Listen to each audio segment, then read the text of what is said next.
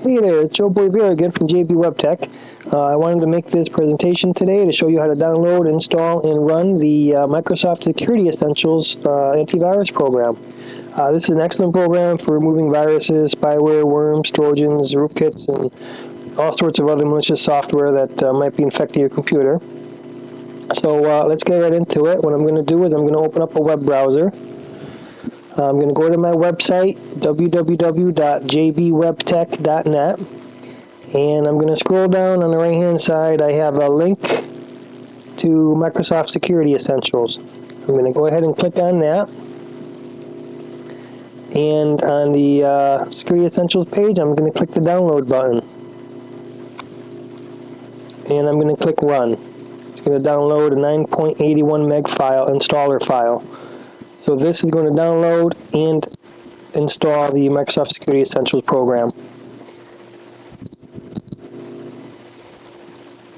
It usually automatically determines what your operating system is, so it usually already knows. You just have to click the download button.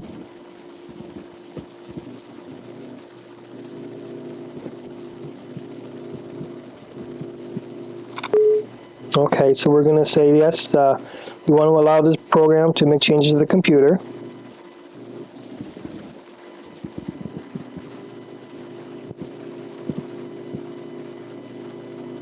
And any second now, the setup program should start.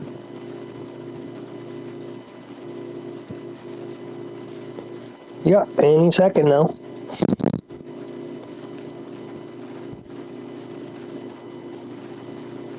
Oh, there it is. It was hidden behind the browser. Let me just minimize the browser for now. We don't really need that right now. So here's the Security Essentials installation wizard. Basically a welcome screen. Let me hit the next button. You have to accept the license terms in order to continue and install it. So we're going to click accept. You could go ahead and read through this. It's a good idea to always read through the license terms. I don't know why they have to make it so long. But yeah, glance over it, read it through, and then click accept. I don't usually join the program, the Customer Experience Improvement Program. I like to keep my anonymity. If you want to join it, go ahead and select the option to join it. And it's just going to send information to Microsoft about how you use the Security Essentials program. So I'm going to say next.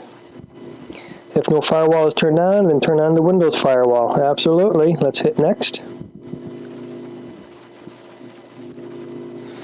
Alright, so if you have any other antivirus spyware program installed on the computer, they're going to conflict with Security Essentials.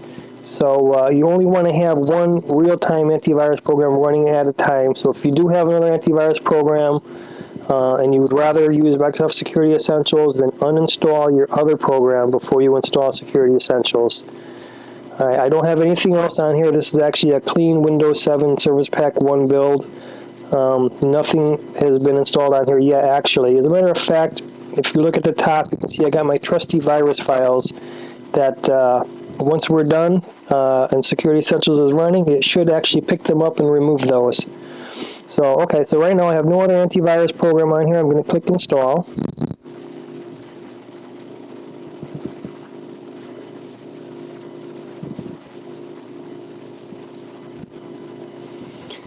And that's it. So now it's installed. It's going to have to download the latest security updates, and then if you want, it can actually do a scan. So we're going to do that. We're going to say, let's scan my computer for the threats after getting the latest updates. We're going to click the Finish button, and that should launch the Security Essentials program. There it is. The first thing it's going to do is automatically update the definition file. This could take a little bit of time. Sometimes it's pretty big. So I'm actually going to pause it until it gets farther down to the end, and then I'll resume the video for you.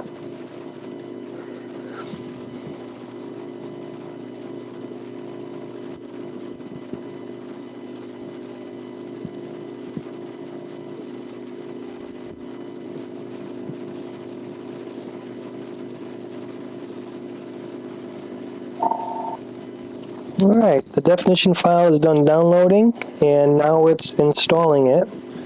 The download took, I don't know, about 3 minutes. So So it depends on how fast your internet connection speed is.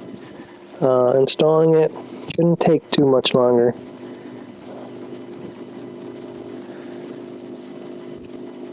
And as soon as it's done installing, it should get right, there it is, it goes right into the scanning. Alright, and it's going to do a quick scan. So we're going to let this scan run for right now. This could probably take, I don't know, 5, 10, 15 minutes. Shouldn't take too long. Because like I said, this is a clean build of Windows 7. There's really nothing on here. Hopefully it's going to pick up these 7 virus files up here, and we'll have an opportunity to get them removed. So, not knowing how long this is really going to take right now, I'm going to pause the video and resume it when it gets towards the end. Alright, the scan is almost complete. We're 4.5 minutes in. Just wanted to show you that it says down on the bottom here, preliminary scan results show that malicious or potentially unwanted software might exist on your system. So we're going to wait another minute or so for it to wrap up, and then we'll have an opportunity to get rid of them. Alright, here it is. It's all done. Obviously it turns out red, warning you you're at risk. Scan completed on 26,000 items, 2 potential threats. So we're going to click, we can just click Clean PC, but I just want to see what the details are, so we're going to click Show Details. And it found, SpyCar test, which is one of these up there, and the EICAR file, which is that one there. So the action is to remove them, so we are going to, this is just giving you extra information about, see, these are all the files that I found. The SpyCar test, 1, 2, 3, 4, 5, 6, those are the 6 files up there it found. And this is the EICR found up there. So we're just going to go ahead and leave the recommended action at remove, and going to click Apply Actions.